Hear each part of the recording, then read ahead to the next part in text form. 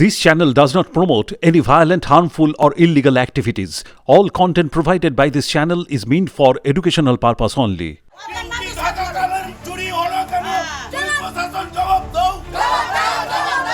মুখ্যমন্ত্রী যাওয়ার আগে জাফরাবাদে তুমুল বিক্ষোভ। নিহত হরগোবিন্দ দাস ও চন্দন দাসের বাড়ির সামনে পুলিশকে ঘিরে বিক্ষোভ দেখালেন স্থানীয়রা। উঠল সনাতনী জাগরণের স্লোগান। সোমবার এই ঘটনাকে ঘিরে তীব্র উত্তেজনা ছড়িয়ে পড়ে জাফরাবাদে। অভিযোগ, মুখ্যমন্ত্রী আসার আগে পুলিশ হরগোবিন্দ দাসের বাড়িতে গিয়ে ভাঙা দরজা পাল্টে নতুন দরজা লাগিয়ে দিয়েছে, আর তারই প্রতিবাদে বিক্ষোভ দেখান তারা। এদিকে হরগোবিন্দ দাসের এক আত্মীয়ের দাবি, তিনি রবিবার বাড়িতে ছিলেন না। তার আগে কেউ বা কারা বাড়িতে ঢুকে হরগোবিন্দের স্ত্রী ও বৌমাকে কোথাও নিয়ে চলে যায়। তারপর থেকে তাদের খোঁজ পাওয়া যাচ্ছে না। তাদের খুঁজতে পুলিশের দ্বারস্থ হলে নিখোঁজের অভিযোগ দায়ের করতে হয় তাকে। ওই এসডি অফিসে তো লিখিত করা হয়েছে যে আমার মা এবং বৌদি তারা কেউ কারা নিয়ে তুলে নিয়ে গেছে, সেটা তো আমি জানি না। তার জন্য থানায় একটা কমপ্লেন করেছিলাম। তুই জানতি কি না আগে? না। হ্যাঁ, না। তো থানাতে কমপ্লেন করতে কে বলেছিল? পুলিশেরা বলে একটা কমপ্লেন করতে হবে। ওটা তুই নিজের কেন করেছিলি না জবরদস্তি বলে এলো? ওরা করতে বললো, আমি করলাম, লিখতে বললাম। দিয়ে লিখেছিলি যে হ্যাঁ আমার দাদা বৌদি মাকে কিডন্যাপ করেছে?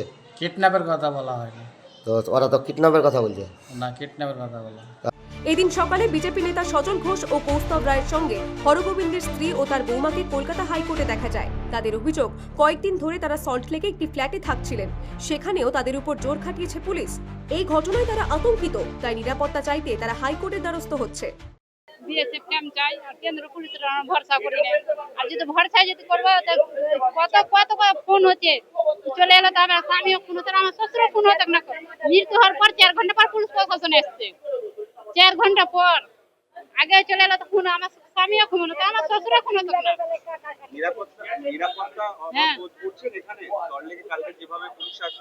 হ্যাঁ, কালকে তো মানে জানলা এসেছে, জানলা যেতে আছে, আমার কাছে দরজা খুললাম, দরজা কেন খুলবো না? তাই দরজা যদি না খুলে তো বিপদ আছে। হ্যাঁ, নিরাপত্তা চাহার লেগে করতে এসেছি। আমরা বিএসএ ক্যাম্প চাইছি। কালকে যে বাড়িটায় ছিলাম সে বাড়িটায় দেখে নিলে, দেখে একবার বলছে কি যে জানলা খুলে দেখলে, আমরা ঘরে বসেছিলাম সবটি মিলে, যে বলছে কি তো এখানে সব আছে, এখানে আছে, যে দরজা খুলো না তো তোমাদের বিপদ আছে। দেখি করলে একবার 2-3টা দরজা ভেঙে দিল। যদিও পুলিশের পক্ষ থেকে জানানো হয়েছে, নিহতের পরিবারের কয়েকজন আত্মীয় শামশেরগঞ্জ থানায় নিখোঁজের অভিযোগ দায়ের করেছিলেন, তাই তাদের বাড়ি ফিরিয়ে নিয়ে যেতেই পুলিশ সেখানে গিয়েছিল। তবে পুলিশের এই দাবি মানতে নারাজ বিজেপি নেতা সজল ঘোষ ও কৌস্তব রায়। পুলিশ যে আইও এসেছিল তার থেকে শিয়ালদার যে পকেট মার, তার অ্যাপিয়ারেন্স ভালো থাকে, কানে দুল, হাওয়াই চটি, পায়ে একটা গেঞ্জি আর একটা প্যান্ট পরে, জিন্সের প্যান্ট পরে আইও চলে এসছে।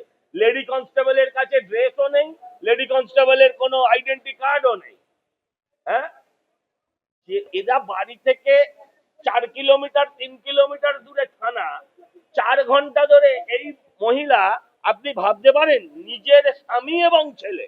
এখন পুলিশ এসছে কেন? এদের কাছে ফোন ছিল না? ফোন করলে জানা যেত না এটা কিডন্যাপ হয়েছে কিনা? নাটক করতে এসছে, আর কি মারছে। সোমবার সকালে মুর্শিদাবাদে পৌঁছেছিলেন মুখ্যমন্ত্রী। তিনি কপ্টার থেকে নেমেই ডিএম অফিসে যান। সেখানেই সাংবাদিকদের মুখোমুখি হয়ে প্রশ্ন ছুড়ে দেন। কেন পরিবারের সদস্যদের কলকাতায় নিয়ে যাওয়া হলো তা নিয়ে প্রশ্ন তোলেন তিনি। পরিষ্কার বলছি, আমি নয়, দুটো পরিবারের সাথে দেখা করে 10 লক্ষ টাকা করে আমাদের কমিটমেন্ট ছিল, হাতে তুলে দিয়ে আসতাম।